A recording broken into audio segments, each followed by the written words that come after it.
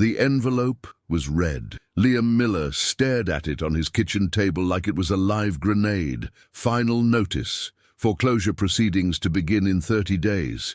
The words blurred together as his vision swam, exhaustion and panic mixing into a nauseating cocktail that sat heavy in his chest. Outside the window of his cramped Brooklyn apartment, the November rain hammered against the glass with relentless indifference.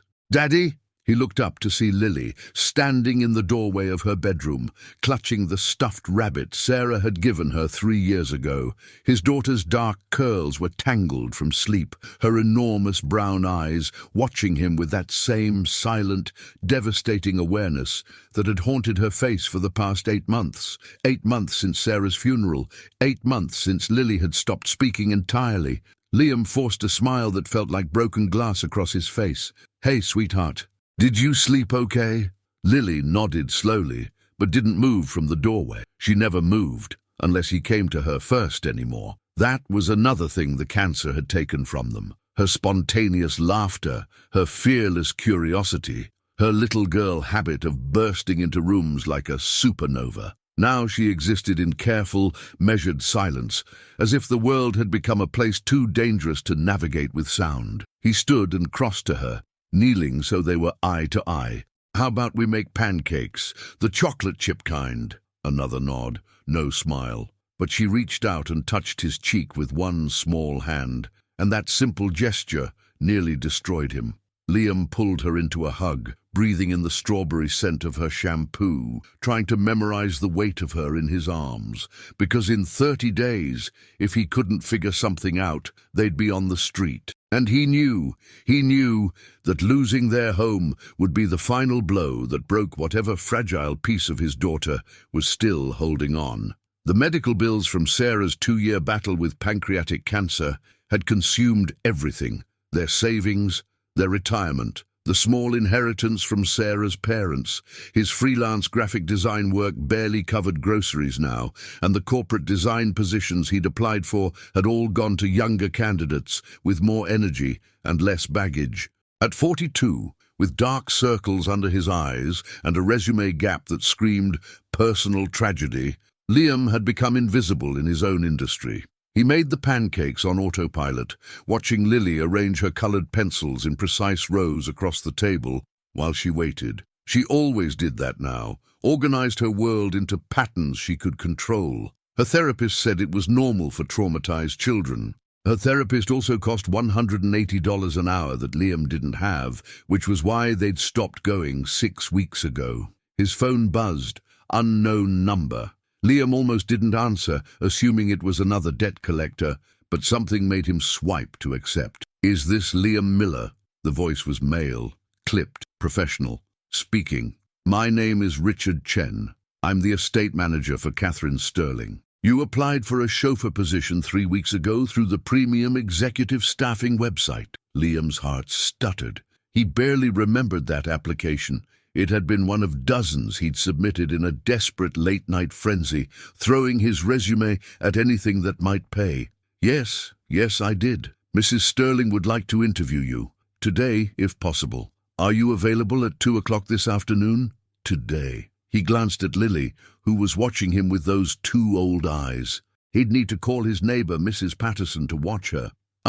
Yes, I can be there." "Excellent. The address is 112 East 72nd Street, Manhattan, penthouse level. Please be punctual.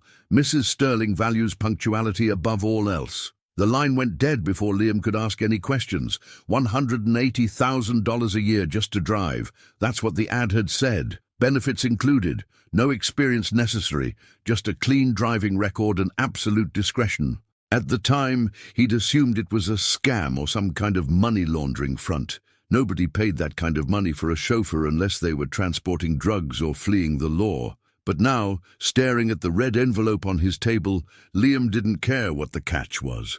The building on East 72nd Street looked like it had been designed to intimidate. 30 stories of gleaming glass and steel, with a doorman in an actual top hat standing beneath a burgundy awning. Liam felt ridiculous in his only suit, a charcoal grey number he'd worn to Sarah's funeral and hadn't touched since. It smelled faintly of mothballs and grief. Name? The doorman asked, his expression suggesting Liam had just tracked mud across a white carpet. Liam Miller. I have an appointment with Mrs. Sterling. The doorman's eyebrows rose fractionally, the only indication of surprise. He picked up a phone, murmured something, then gestured toward the lobby. Penthouse elevator. Far right. The lobby was all marble and mirrors, the kind of space that made you aware of every scuff on your shoes. Liam stepped into the private elevator, and his stomach dropped as it shot upward with silent efficiency. When the doors opened, he found himself in a small foyer with a single door, solid mahogany, with a brass knocker shaped like a lion's head. Before he could knock, the door opened. The man standing there was Asian, perhaps mid-50s, wearing a suit that probably cost more than Liam's entire wardrobe. Mr. Miller, I'm Richard Chen. Please, come in. The penthouse was not what Liam expected. He'd imagined ostentation, gold fixtures, crystal chandeliers, abstract art that cost more than a house. Instead, the space was austere to the point of coldness. White walls, minimalist furniture in shades of grey and black, floor-to-ceiling windows that overlooked Central Park, where the bare trees stood like skeletal sentries against the November sky. And in the center of the living room, standing with her back to him, was Catherine Sterling. She was tall, nearly 6 feet even without heels, with silver blonde hair pulled back in a severe bun. When she turned, Liam understood immediately why they called her the Ice Queen. Her face was all sharp angles and pale skin, her blue eyes so light they were almost colorless. She wore a black dress that looked expensive and joyless, like mourning clothes for a funeral that would never end. Mr. Miller, her voice matched her appearance, cold, precise, emotionless. Sit. It wasn't a request. Liam sat on the edge of a grey sofa that was about as comfortable as sitting on marble. Catherine remained standing, studying him with the intensity of a scientist examining a specimen. Richard tells me you have a clean driving record.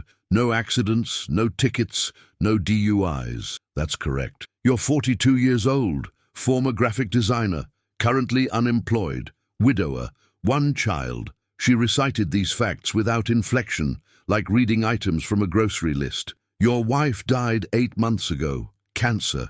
You're 3 months behind on your mortgage and facing foreclosure. You've applied to 73 jobs in the past 6 months and received 4 interviews, no offers. The clinical recitation of his life's collapse should have made him angry. Instead, Liam just felt tired. You're very thorough. I'm careful, Catherine corrected. Do you know why the salary for this position is $180,000 annually? No, because everyone quits. She moved to the window, her silhouette black against the grey sky. The average tenure is 3 weeks. The longest anyone has lasted is 6 weeks. Most don't make it past the first week. Why? For the first time, something flickered across Catherine's face. Too fast to identify, gone before Liam could name it. Because I'm not hiring a chauffeur, Mr. Miller. I'm hiring a witness. The words hung in the air like smoke. Liam waited, sensing that interrupting would be a mistake. Catherine turned back to him, and her eyes were as empty as a frozen lake. Every day, Monday through Friday, you will drive me to 5 specific locations in this city. You will wait while I visit these locations. You will not ask questions. You will not speak unless spoken to. You will not tell anyone where we go or what you observe. If you break any of these rules, you will be terminated immediately. Do you understand? Yes. The hours are 8 in the morning until 6 in the evening. You'll drive a Mercedes S-Class. Richard will provide you with appropriate clothing. You'll receive your first paycheck at the end of your first week, assuming you last that long. She moved closer, and Liam caught the faint scent of something expensive and sad. Jasmine, maybe, or winter roses. I need to know right now, Mr. Miller. Can you follow instructions without question? Can you maintain absolute silence and absolute discretion, even when what you witness makes no sense to you? Liam thought of Lily's face. The red envelope, 30 days until foreclosure. Yes, I can do that. Catherine studied him for a long moment, and Liam had the unnerving sensation of being weighed and measured by something far colder than human judgment. Finally, she nodded once, sharp and decisive. You start Monday, 8 o'clock sharp. If you're late, don't bother coming at all. Liam left the penthouse in a daze, clutching a folder Richard had given him, containing his employment contract, direct deposit information, and an address in Queens where he'd pick up the Mercedes on Monday morning. $180,000. Benefits. Lily's therapy could resume. He could pay off the mortgage, the medical bills, maybe even save something for her college fund. On the subway back to Brooklyn, wedged between a teenager with headphones blasting hip-hop and a woman reading a romance novel, Liam allowed himself a moment of something that felt dangerously close to hope. He should have known better. Hope, in his experience, was just another word for the moment before everything fell apart. Monday morning arrived wrapped in fog so thick it turned Manhattan into a ghost city. Liam stood in front of the garage in Long Island City at 7:30, watching his breath form clouds in the November cold. The Mercedes S-Class waiting for him was black as midnight, its paint job so flawless it looked liquid. He'd driven sedans before, rental cars on family vacations, his father's old Buick when he was 16, but this was different. This was a machine worth more than most people's houses. Richard Chen had left everything meticulously prepared. The keys sat in a lockbox with a code texted to Liam's phone. The interior smelled of leather and something else, something chemical and new that spoke of money. On the driver's seat was a garment bag containing 2 black suits, 4 white shirts, and 2 black ties, a note in precise handwriting. Wear these, nothing else. Be at 112 East 72nd at 7:50, not 7:51. R.C. Liam had left Lily with Mrs.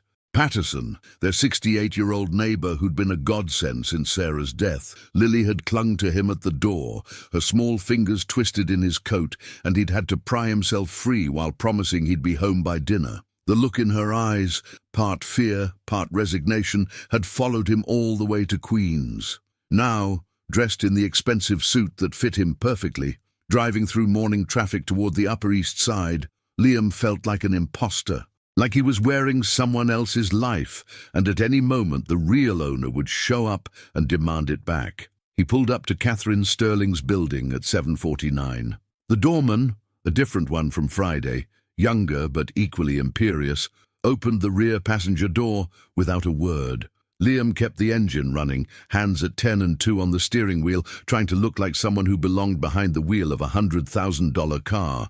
At exactly 8 o'clock, Catherine emerged. She wore the same black dress, or one identical to it, and carried a black leather bag. Her face was a mask of perfect neutrality, neither pleased nor displeased to see him. She slid into the back seat without acknowledgement, and Liam caught her reflection in the rearview mirror. Those pale eyes stared straight ahead, focused on something only she could see. "Drive to St. Augustine's Academy," she said. 227 West 84th Street. Liam pulled into traffic. "Yes, ma'am." "Don't call me ma'am. Mrs. Sterling will suffice." "Yes, Mrs. Sterling." And then silence. The kind of silence that had weight and texture, that pressed against your eardrums until you wanted to scream just to break it. Liam navigated through Manhattan's morning chaos, taxis cutting each other off, delivery trucks double-parked, pedestrians darting between cars like they had death wishes, while Catherine sat motionless in the back seat, barely breathing.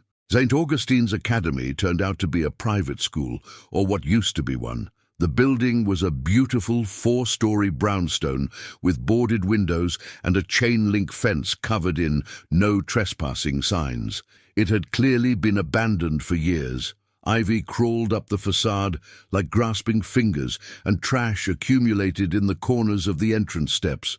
"Park here," Catherine said. "Wait." She exited the car with mechanical precision and walked to the fence. For 15 minutes, she simply stood there, staring at the building through the chain-link barrier. She didn't move, didn't cry, didn't do anything that would explain why a wealthy woman would spend a Monday morning gazing at an abandoned school. When she returned to the car, her expression hadn't changed at all. Next location, Riverside Art Studio, 358 West 110th Street. And so began what Liam would come to think of as the tour of grief. The art studio was another abandoned building. this one covered in graffiti and missing most of its windows. Catherine stood outside for 12 minutes. Then a law firm in Midtown, Morrison, Hayes and Chen on Fifth Avenue, where she didn't go inside, but stood on the sidewalk staring up at the 23rd floor for exactly 20 minutes. Then Woodlawn Cemetery in the Bronx, where she walked through the gates and disappeared among the headstones for 45 minutes, while Liam sat in the parking lot watching leaves skitter across the pavement. The final stop was the strangest of all. Amsterdam Avenue and West 79th Street. There's a tree on the northwest corner. Park as close to it as possible. The location was busy, a commercial intersection with a Starbucks, a pharmacy, and constant foot traffic. The tree Catherine indicated was a massive oak, old enough that its roots had cracked the sidewalk around it. Someone had carved initials into the bark years ago, worn smooth by time and weather. Catherine stood at the base of that tree for 37 minutes. Liam watched the clock on the dashboard tick forward while business people streamed past her, while delivery drivers honked and tourists took photos of the brownstones across the street. Nobody seemed to notice the silver-haired woman in black standing perfectly still, her hand pressed flat against the scarred bark. When she finally returned to the car, Liam saw something that made his breath catch. Her hand, the one that had touched the tree, was trembling. "Take me home," she said, and her voice was different now, thinner, like something that had been stretched too tight and was starting to fray. They drove back in silence, but it was a different kind of silence now. Loaded, painful. Liam found himself gripping the steering wheel harder than necessary, his knuckles white, as if holding on tight enough could stop whatever invisible thing was trying to break apart in the back seat. At her building, Catherine exited without a word. No goodbye, no acknowledgement that he existed. The doorman closed her door, and she disappeared into the building like smoke. Liam sat there for a moment, hands still on the wheel, heart pounding for reasons he couldn't name. His phone buzzed. A text from Richard Chen. "Tomorrow, same time, same route, do not deviate." Tuesday was identical. Wednesday was identical. Thursday, Friday, the same 5 locations in the same order at the same times. Liam began to understand why previous drivers had quit. It wasn't the driving. It wasn't even the silence. It was the suffocating weight of watching someone perform their grief like a religious ritual, precise and private and utterly impenetrable. By Friday, Liam had learned things about Catherine Sterling that weren't in any employee handbook. She never ate, never drank water, never checked her phone. At the cemetery,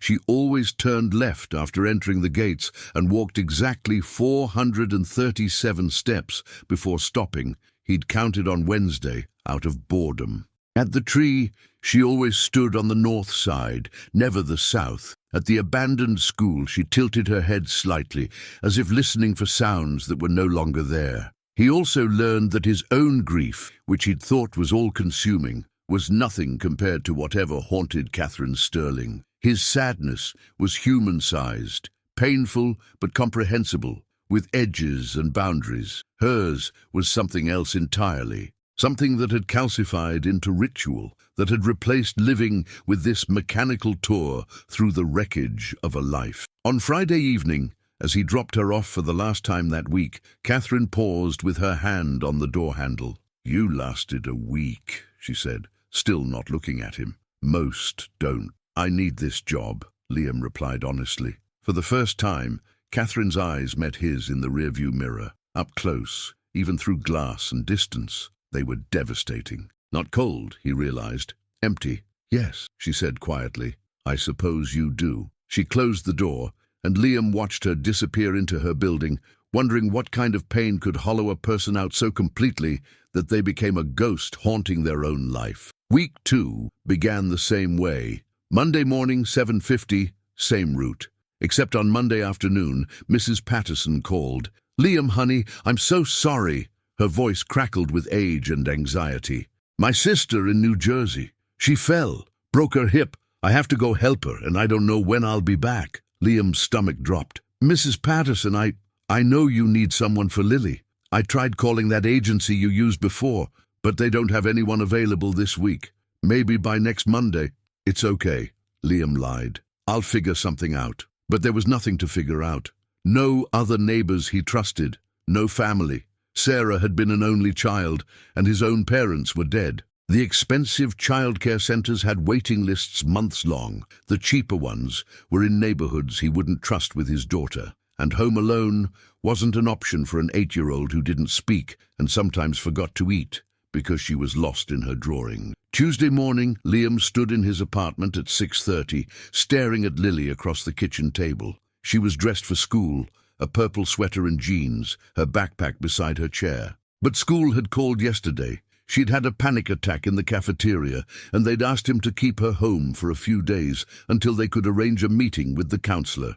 "Sweetheart," he said carefully, "I need you to come to work with me today. Is that okay?" Lily's eyes widened. She shook her head violently. "I know, baby. I know you don't like new places, but Mrs. Patterson can't watch you, and I promise you can stay in the car. You can draw. You don't have to talk to anyone. Just, please, I can't lose this job." Lily stared at him for a long moment, and Liam saw his own desperation reflected in her face. Finally, slowly, she nodded. "Thank you," he whispered, pulling her into a hug. "Thank you, thank you, thank you." At 7:50, Liam pulled up to Catherine Sterling's building with his daughter hidden in the back seat, clutching her sketchbook like a shield. He'd positioned Lily behind the driver's seat, hoping Catherine wouldn't notice. It was a desperate, stupid plan, but it was the only plan he had. Catherine entered the car with her usual mechanical precision. She settled into her seat, placed her bag beside her,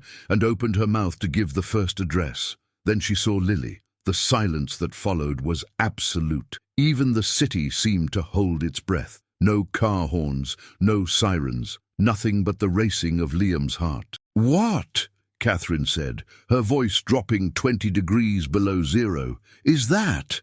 "Mrs. Sterling, I'm so sorry. My childcare fell through, and I had no one else. I don't care about your excuses." Catherine's hand was on the door handle. "This violates every term of your employment. Please!" The word came out raw, desperate. Liam turned in his seat, looking directly at her. "Please! I need this job. She won't make a sound. She won't bother you. You won't even know she's here. Please!" Catherine stared at him, and for a moment Liam saw something flicker behind those empty eyes, something that might have been recognition, or memory, or pain. Then she looked at Lily. Lily, who was pressing herself as far back into the seat as possible, eyes huge and terrified. Lily, who hadn't said a word in 8 months. Lily, who clutched her sketchbook with white-knuckled hands. "One day," Catherine said finally, releasing the door handle, "if she makes a single sound, you're both gone.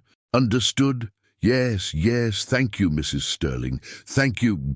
"Drive." Liam drove, hands shaking with relief and adrenaline.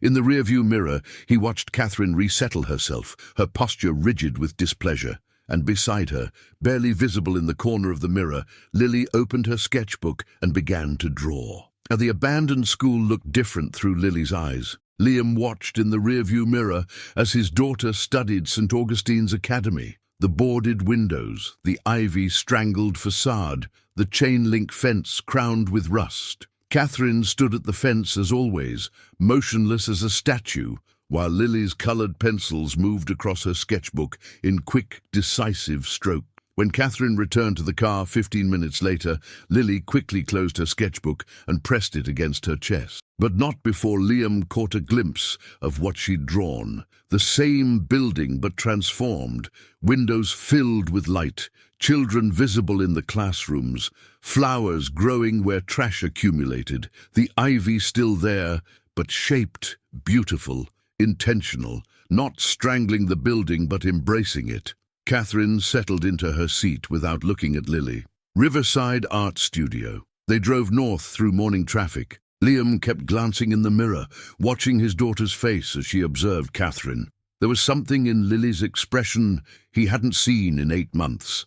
A focused intensity, a curious awareness. She wasn't afraid anymore. She was studying Catherine the way she used to study interesting insects in the backyard, or the way clouds changed shape, or Sarah's face when she thought no one was watching. At the art studio, Catherine stood for 12 minutes staring at the graffiti-covered building. Lily drew for 12 minutes, her pencils dancing across the page, blues and purples and bright splashes of orange. When she finished, she tilted her head, studying her work with the critical eye of someone twice her age. The law firm, the cemetery, the tree. At each location, the same ritual. Catherine standing in silent vigil while Lily translated what she saw into something else. Something that existed only in the space between observation and imagination. By the time they reached the oak tree on Amsterdam Avenue, something had shifted in the car's atmosphere.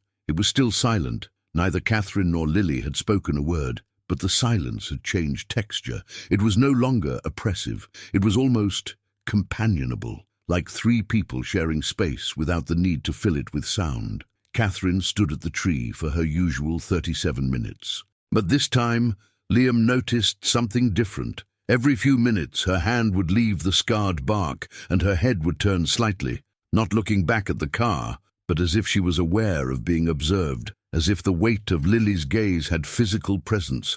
When Catherine returned to the Mercedes, Lily did something unexpected. She held out her sketchbook, not offering it exactly, just holding it up so Catherine could see the page as she passed to reach her door. It was a drawing of the tree, but not as it existed now, scarred and surrounded by concrete and strangers. Lily had drawn it in full bloom, leaves so green they seemed to glow, and standing beneath it were two figures, a woman with silver hair and a young girl with dark curls. They were holding hands. The woman was smiling. Catherine froze.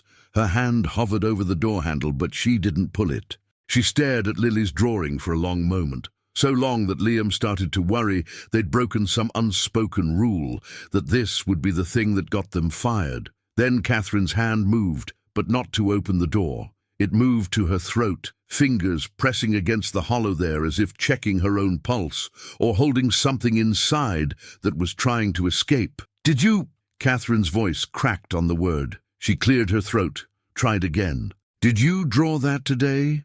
Lily nodded, still holding up the sketchbook. "Why?" It was a simple question, but weighted with something Liam couldn't name.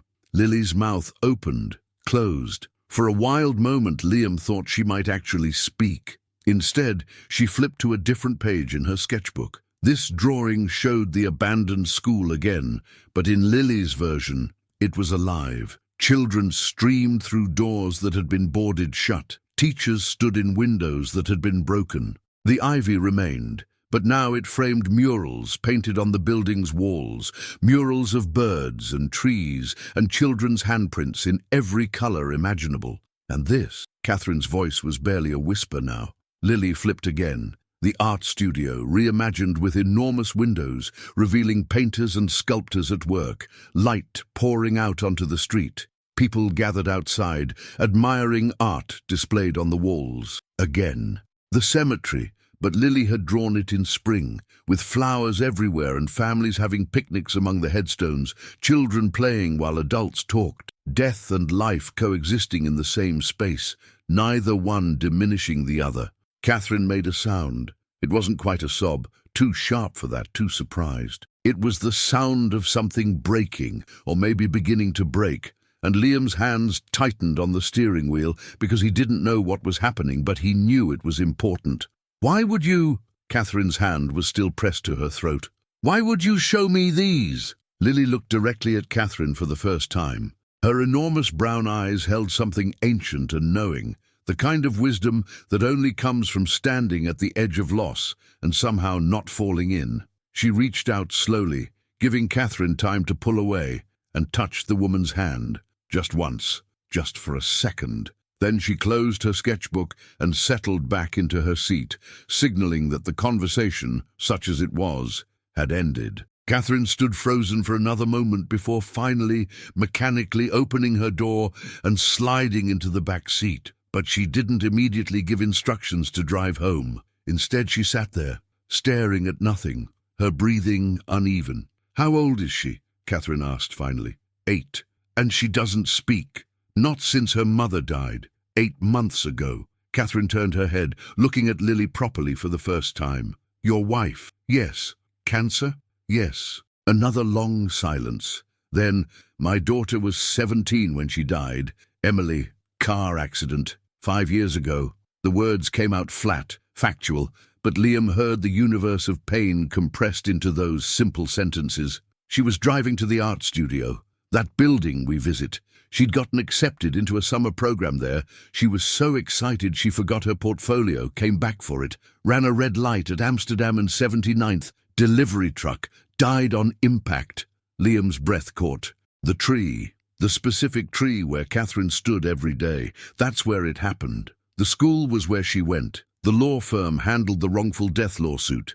Not that money mattered. The cemetery is where she's buried. Catherine's voice remained eerily calm, as if she were reading a weather report. I drive this route every day because it's the last day of her life. I'm following her final journey. I've been doing it for 5 years. Every weekday, same route, same times.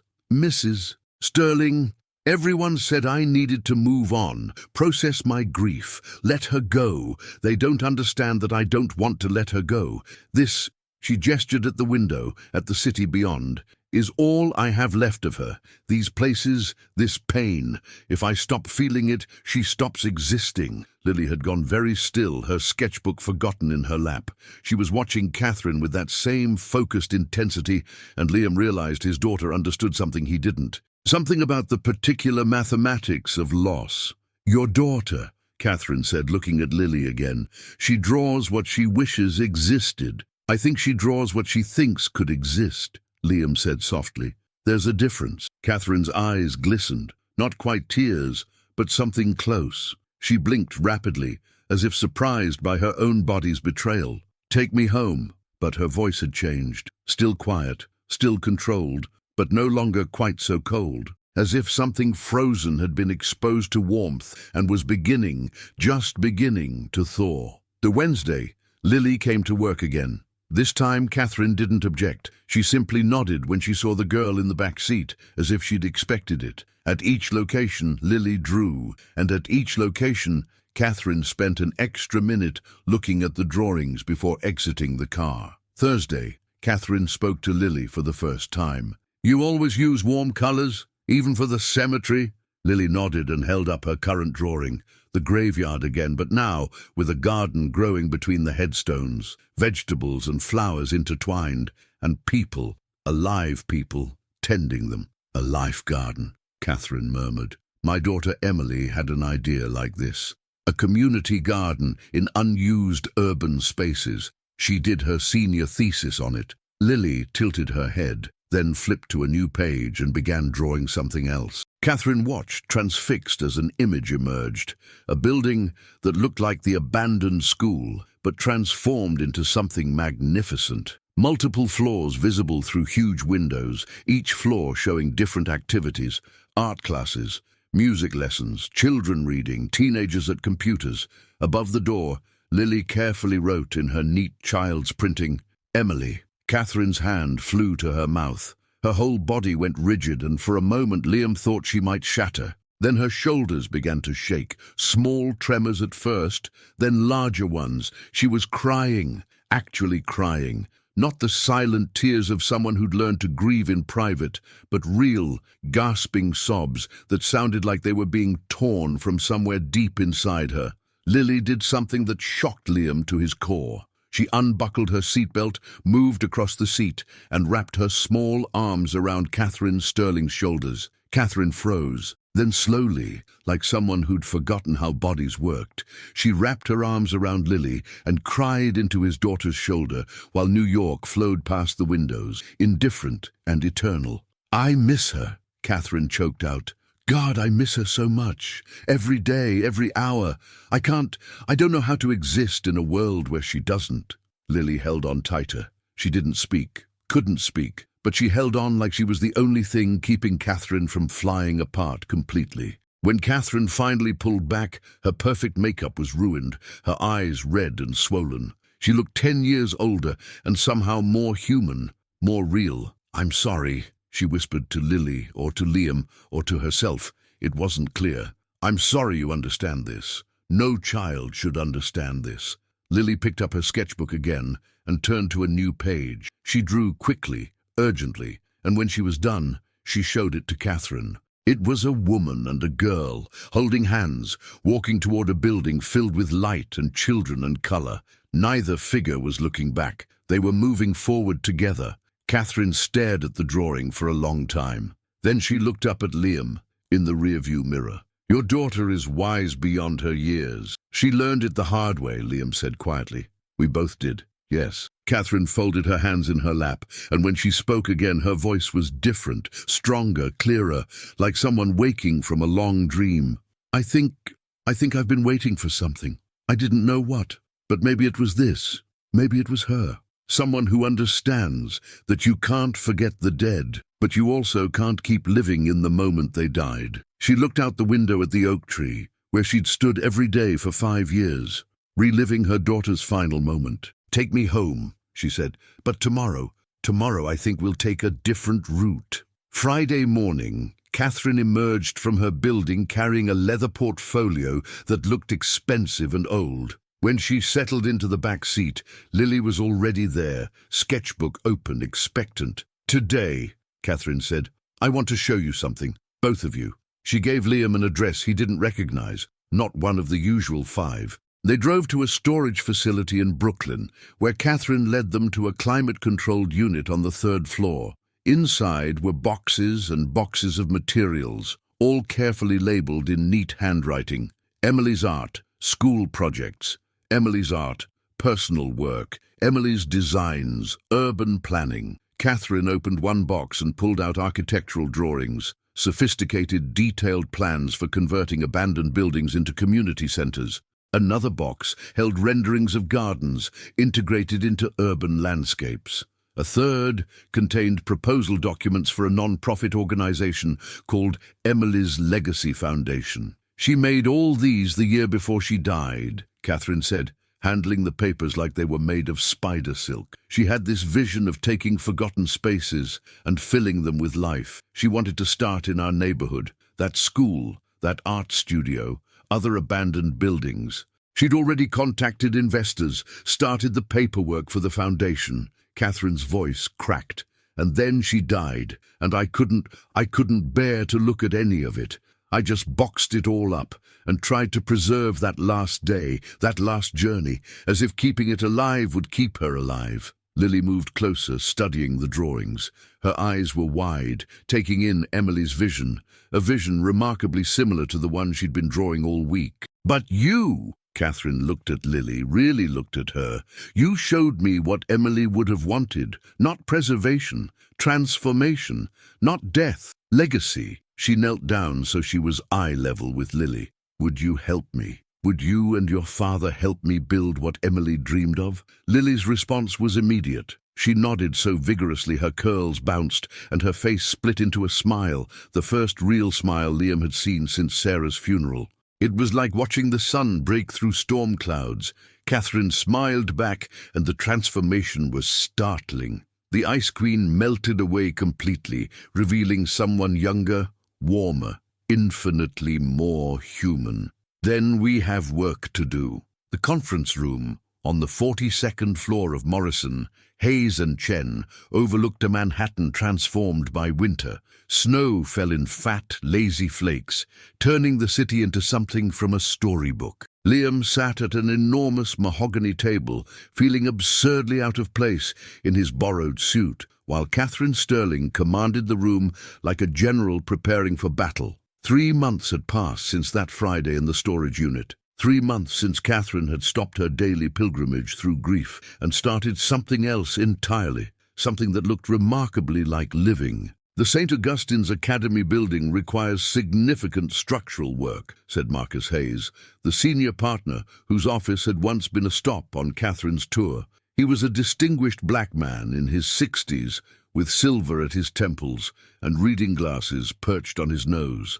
"The city has red-tagged it twice. We're looking at 8 to 12 months of renovations before we can even think about programming." "Then we start with the art studio," Catherine replied, making notes on her tablet. "The structure is sound. I've had 3 independent engineers assess it. We can have it operational by spring." Liam watched her work. marveling at the transformation. This Catherine was nothing like the hollow woman who'd hired him 4 months ago. This Catherine had purpose blazing in her eyes, color in her cheeks, a quick intelligence that made lawyers and architects and city officials scramble to keep up. Lily sat beside him, her sketchbook open on the table. She'd been invited to every planning meeting. Catherine insisted on it. She sees what others miss. Catherine had explained to the initially skeptical development team, if we're building this for young people, we need a young person's perspective. And Lily had proven her worth. When architects proposed conventional layouts, Lily drew flowing spaces that connected differently. When designers suggested standard color schemes, Lily showed them palettes that felt alive, energetic, welcoming. When programmers talked about strict schedules and structured activities, Lily's drawings revealed flexible spaces where art and music and learning could bleed into each other organically. She still didn't speak, but increasingly, she didn't need to. Her drawings had become a language everyone understood. "The cemetery garden is approved," said Jennifer Morrison, the youngest partner, a sharp woman in her 30s with brilliant red hair. The Historical Society was resistant at first, but when we showed them Lily's vision, integrating memorial spaces with living gardens, they came around. "We break ground in April." Catherine nodded. "And the tree?"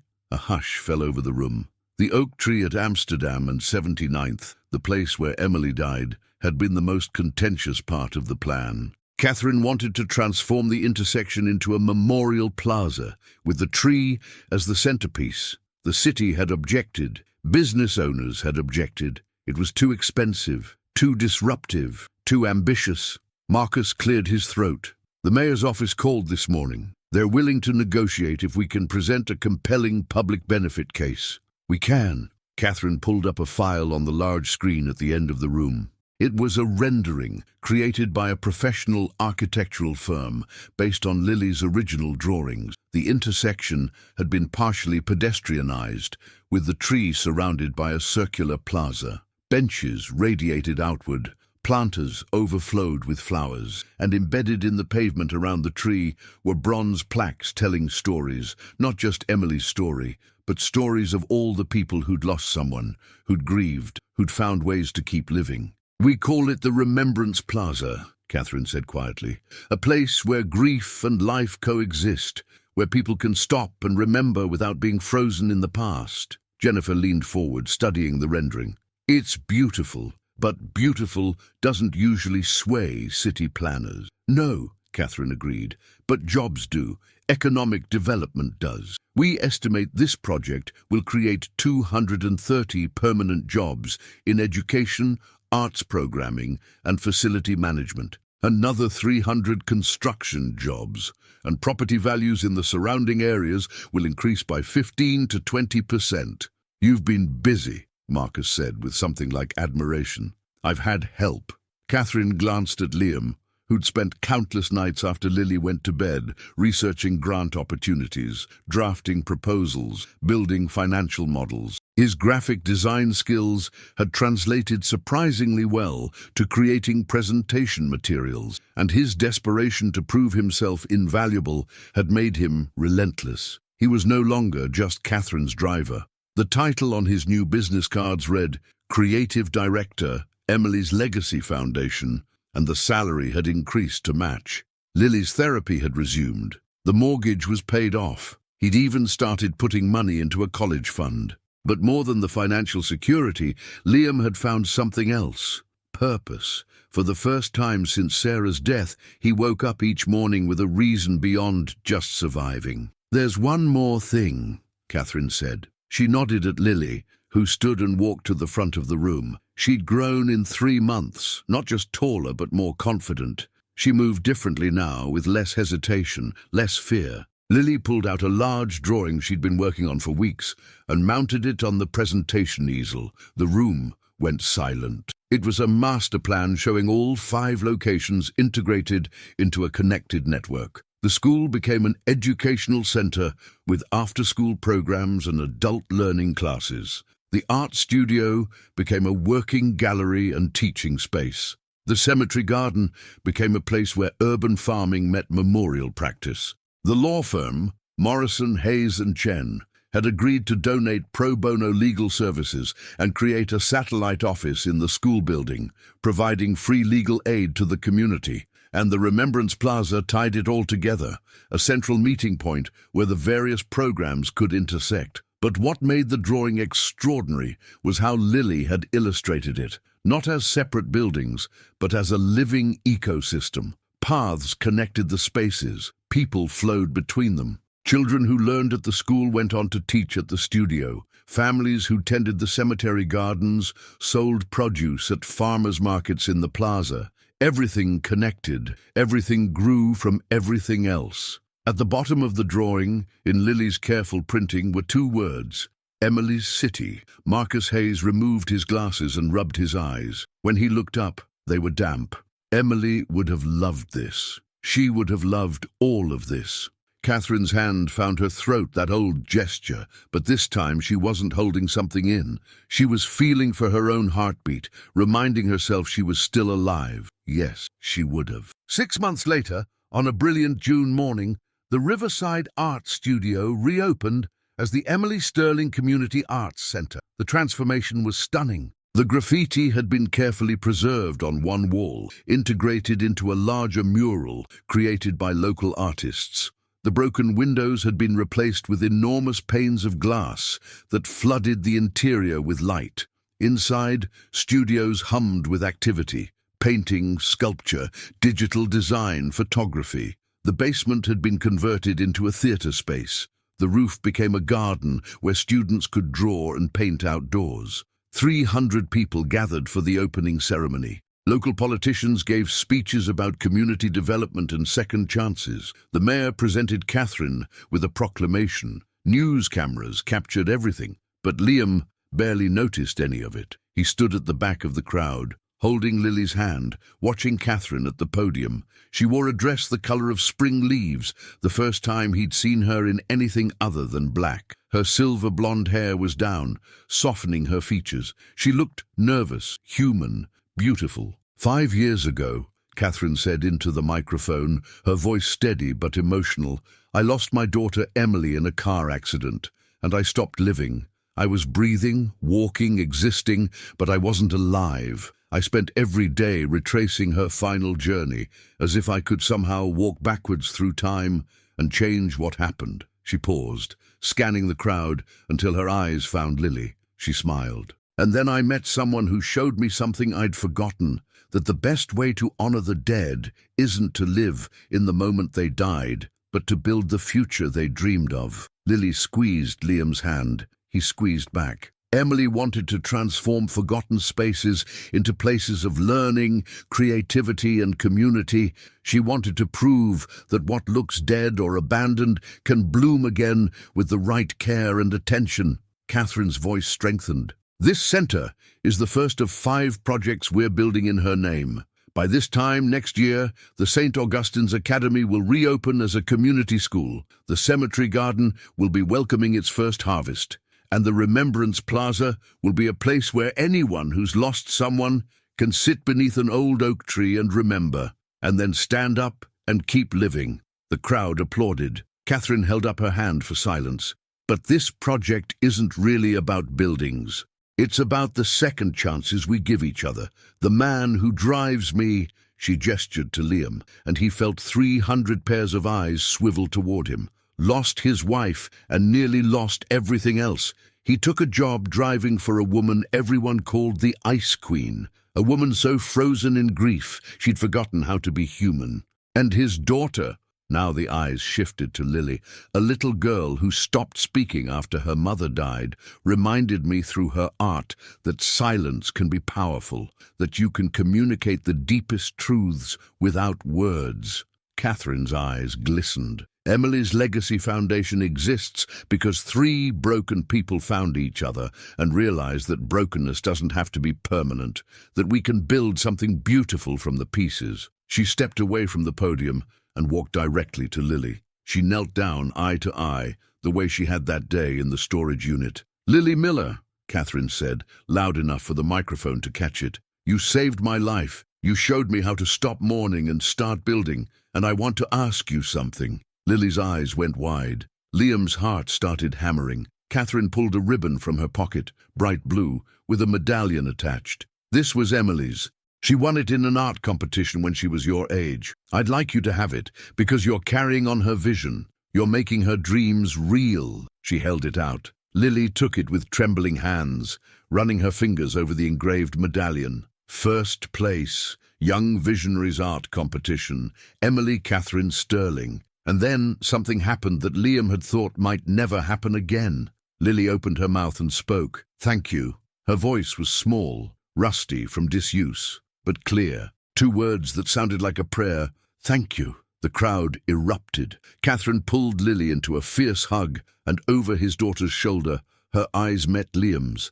He saw tears streaming down her face, saw joy and grief and gratitude all mixed together, saw the woman who'd been frozen for 5 years finally, fully thawed. Liam felt his own tears start, hot and relieving, like a fever breaking.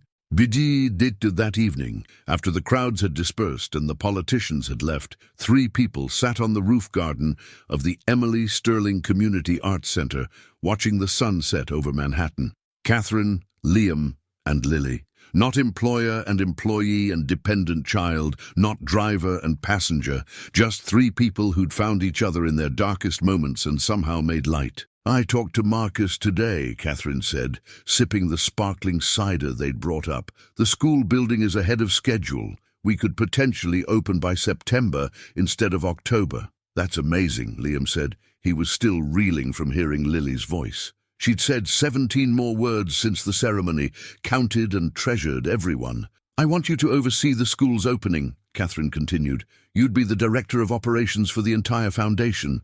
All 5 sites, not just this one? Liam blinked. Catherine, I'm a graphic designer. I don't have experience running.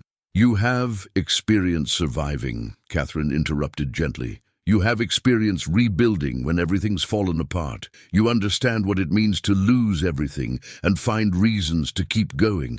That's the experience we need. Liam looked at Lily, who was drawing in her sketchbook, humming softly. Humming, something she hadn't done since Sarah died. I don't know what to say. Say yes, Catherine said. Say you'll help me build something that lasts. Before Liam could answer, Lily looked up from her drawing. Daddy should say yes. Her voice was still small, still uncertain, but gaining strength. Because we're a team now. We're a team, Catherine agreed, reaching over to ruffle Lily's hair with an affection that would have been unthinkable 4 months ago. All 3 of us. Liam felt his throat tighten. He thought about the red envelope, the desperate job application, the morning he'd walked into Catherine Sterling's penthouse, expecting another dead end. He thought about Sarah, who would have loved this story, who would have been so proud of Lily's courage. Yes, he said. Yes, I'll help you build something that lasts. Catherine smiled, a real smile, warm and genuine, the kind that transformed her entire face. Good, because I have big plans. 5 buildings is just the beginning. There are abandoned spaces all over this city, all over this country. Imagine what we could do with 10 sites, 20, 50. World domination through community development, Liam said, grinning. That's very you. I prefer strategic expansion of urban revitalization initiatives. That's what I said. They laughed, and Lily laughed with them. A sound like bells, like spring water, like everything beautiful Liam thought he'd lost forever. Below them, the city glowed in the fading light. 8 million people, 8 million stories, 8 million ways to be broken and 8 million ways to heal. The art center's windows blazed with warmth, and through them, Liam could see people moving through the studios, creating, learning, beginning again. Daddy, Lily said quietly. Yes, sweetheart. Do you think Mama would be happy about all this? Liam pulled his daughter close, breathing in the strawberry scent of her shampoo, feeling the solid warmth of her against his side.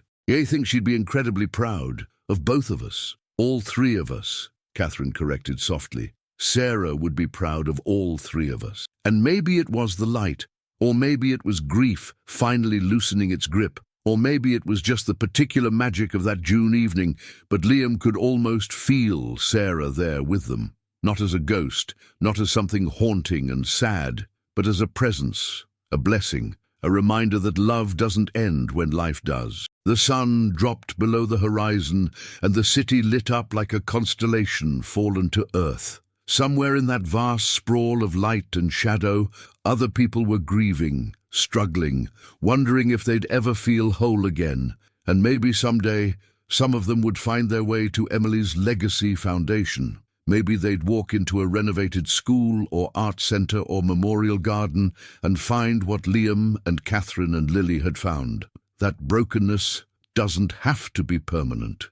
That from the ruins of what was lost, something new can grow. "Show me what you drew," Catherine said to Lily. Lily held up her sketchbook. It was a picture of the three of them, sitting exactly where they were sitting now, on a roof garden above a glowing city. But in Lily's version, there were two other figures standing behind them, translucent, sketched in lighter pencil, but unmistakably there. A woman with kind eyes and curly hair, like Lily's. A teenage girl with silver blonde hair and her mother's smile. Sarah and Emily, not gone, not forgotten, just transformed into something that lived in the people they'd loved. Catherine's hand found Liam's on one side, Lily's on the other. They sat there in silence. But it was a good silence now, a full silence, the kind that doesn't need to be filled because it already contains everything important. Three people who'd been lost, three people who'd found each other, three people who'd learned that the best way to honor the dead was to keep living, not in spite of grief, but with it, through it, transformed by it into something stronger and kinder and infinitely more human. The city hummed below them, and above them stars began to appear in the deepening sky, one by one, like promises, like possibilities, like every new beginning that grows from the ashes of what came before. And somewhere, in the space between memory and hope, two women smiled. "Da same teens." 2 years later, the grand opening of the Remembrance Plaza fell on a perfect October afternoon. The oak tree stood at the center of the newly pedestrianized intersection, its branches ablaze with autumn color. Around it, bronze plaques gleamed in the sunlight, each one telling a story of loss and survival. Benches radiated outward like spokes on a wheel. Planters overflowed with late-season flowers, chrysanthemums and asters in shades of gold and purple. 500 people gathered in the plaza. Some came because they'd lost someone. Some came because they'd heard about the project. Some came because they'd been helped by one of the 5 Emily's Legacy Foundation sites now operating across Manhattan. Catherine Sterling stood at the podium, her hair more silver than blonde now, her face lined but peaceful. "When my daughter Emily died at this intersection 5 years ago, I thought my life ended too. I spent years frozen in that moment, unable to move forward or back. Today, standing here in this place that's been transformed from a site of tragedy into a space of healing, I can finally say Emily's death was not the end of her story. It was the beginning of a different story, one about how communities come together to turn pain into purpose." Beside the podium, Liam Miller stood with his arm around his daughter. Lily was 10 now, taller and more confident, her voice growing stronger every day. She'd started speaking regularly about 6 months after that first breakthrough, though she still preferred drawing to talking in large groups. Her sketchbooks had become the visual language of the foundation, her designs integrated into every project. "I'd like to invite someone special to say a few words," Catherine said. "Lily Miller, the young artist whose vision helped create what you see here today." Lily walked to the podium. She'd written a speech. Catherine had helped her, but when she got there, she set the paper aside. She'd learned from her father that sometimes the most powerful truths were the simplest ones.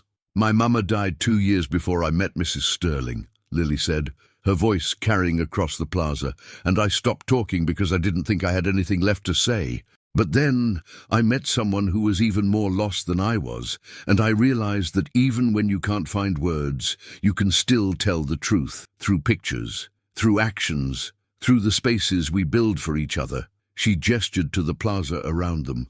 "This place is for everyone who's lost someone, everyone who thinks they can't keep going. My mama used to say that the people we love never really leave us. They become part of how we see the world." Mrs. Sterling's daughter Emily is in every building we've renovated, every garden we've planted, every student we've helped. My mama is in every word I speak now, every picture I draw. They're not gone. They're just transformed, changed into the good we do in their names. The crowd was silent, hanging on her words. Catherine stood off to the side, tears streaming freely down her face. So this plaza isn't just about remembering, Lily continued. It's about choosing to keep living even when it's hard. It's about finding other people who understand and building something beautiful together. She paused, looking directly at the oak tree, the tree where Emily died, the tree that had become a symbol of survival and transformation. Thank you for coming. And if you're here because you lost someone, I'm sorry, but I promise it won't always hurt this much. And when you're ready, there are people who will help you build something new. She stepped down from the podium, and the applause started, tentative at first, then building to something thunderous.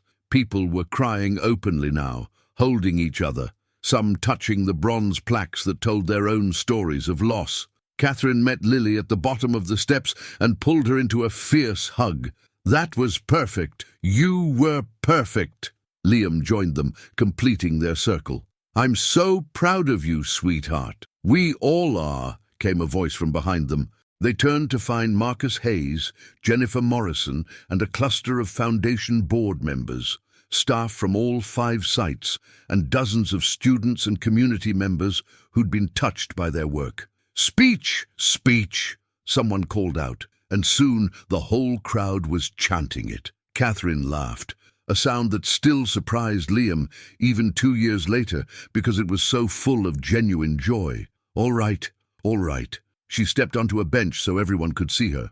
I'll keep this brief because the food trucks are here and I know you're all hungry. That got a laugh. 2 years ago, I was asked to speak at the opening of our first center. I talked about second chances, about building futures from loss, and I meant every word. But what I didn't understand then was that this work, this foundation, these buildings, these programs, they're not really about Emily, or about Sarah, or about any single person we've lost. She looked around at the crowd, her eyes shining.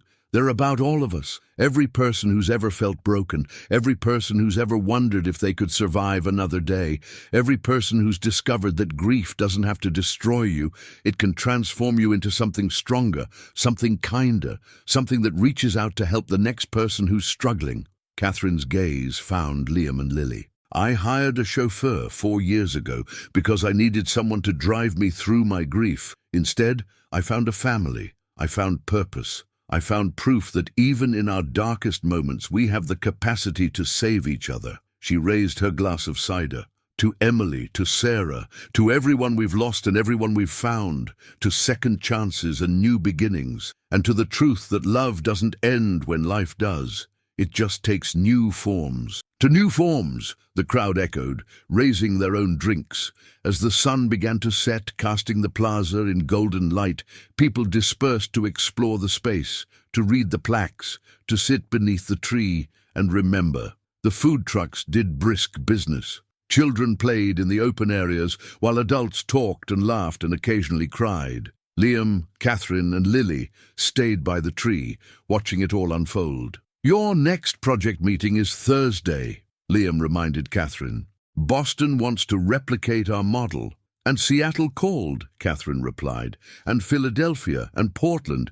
It seems everyone wants an Emily's Legacy site. That's because it works, Lily said simply. Because it's not just buildings, it's hope. Catherine knelt down, not as far as she used to have to, because Lily was growing so fast, and took both of Lily's hands. You know what the best part of all this is? What? Emily would have loved you. You're exactly the kind of person she dreamed of helping. Creative, resilient, full of ideas. If she were here, Catherine's voice caught, but she pushed through. If she were here, you two would have been best friends. I'm certain of it. Lily considered this seriously. I think we are friends. I talk to her sometimes when I'm drawing. I imagine what she'd say about my designs. What does she say? Usually more color, Lily grinned, and you can do better than that. She's kind of bossy in my head. Catherine laughed through her tears.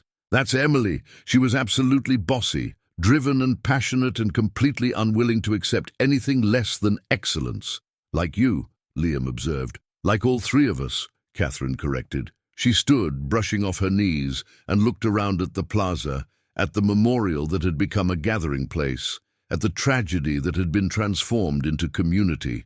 We've built something good here, something that matters. We've built something that will outlast us, Liam agreed. In 50 years, people will still be coming here, still finding comfort, still remembering and healing. And in 100 years, Lily added, they might not even remember Emily or Sarah or why this all started. They'll just know it as a beautiful place where people come together. Is that sad? Catherine asked. That they might forget? Lily shook her head. No, because the love will still be here, even if they don't know where it came from. Love doesn't need names to keep existing. Catherine looked at this wise, wonderful child who'd saved her life without saying a word, and she felt a wave of gratitude so profound it was almost painful. When did you get so smart? I had good teachers. Lily took Catherine's hand and Liam's hand, linking them together. I had people who showed me that broken things can be fixed, that sad people can be happy again, that endings can become beginnings. As the three of them stood there beneath the oak tree, the tree that had witnessed death and was now surrounded by life, the city continued its eternal rhythm around them. Cars honked, people laughed, somewhere a saxophone played jazz. The world kept turning, indifferent and beautiful, full of sorrow and joy in equal measure. But in that moment, in that plaza, three people who'd been strangers just 4 years ago stood together as family. Bound not by blood, but by something stronger, the choice to survive together, to build together, to transform grief into legacy. The sun set completely, and the plaza's new lights flickered on, warm, welcoming, designed by Lily to look like fireflies suspended in the air. People gasped and applauded. It's perfect, Catherine whispered. It's a beginning, Liam corrected. It's both, Lily said, and she was right. It was an ending and a beginning, a memorial and a celebration, a place where the past was honored and the future was welcomed, a space that said, yes, terrible things happen. Yes, we lose people we love. Yes, grief is real and devastating and world-ending. But also, we survive. We find each other. We build something beautiful from the broken pieces. We transform pain into purpose and sorrow into service. We keep living not because it's easy, but because it's what the people we've lost would want for us. And sometimes, on perfect October evenings, when the light is just right and the air smells of chrysanthemums and possibility, we can almost feel them there with us, smiling at what we've built in their names. Not gone, just transformed. Present in every act of kindness, every second chance, every life we touch and every space we fill with light. That's legacy. That's love. That's the truth that Liam and Catherine and Lily learned together and would spend the rest of their lives teaching to others, that even in the darkest moments we have the power to save each other, and that sometimes the job you take out of desperation becomes the thing that saves your life. Emily's Legacy Foundation went on to establish sites in 37 cities across North America. Catherine Sterling served as executive director until her retirement at 73. Liam Miller became CEO and grew the organization into a national model for trauma-informed community development. And Lily Miller, who spoke her first words in 2 years at the opening of the Emily Sterling Community Arts Center, became an award-winning architect specializing in transforming abandoned spaces into places of healing. The oak tree on Amsterdam Avenue still stands, surrounded by the Remembrance Plaza, where thousands of people come each year to remember their dead and learn to keep living. And on quiet evenings, when the light is just right, some swear they can see two figures standing beneath those branches, a woman with silver hair and a teenage girl with a sketchbook, watching over the place where tragedy became transformation and death became legacy. And so we reach the end of another unforgettable journey. If this story touched your heart, stirred your emotions, or simply made you feel something, you can help me in 3 simple ways. Leave your like. It's quick, free, and shows me I'm on the right path. Subscribe and turn on the bell to never miss our upcoming stories. Comment below what moment struck you the most in this story. Every like, every subscription, every comment motivates me to bring you more engaging, emotional stories full of twists and turns. And if you know someone who would love this story, share it. Sometimes a good narrative is exactly what someone needs for their day. Thank you for being here with me. See you in the next story.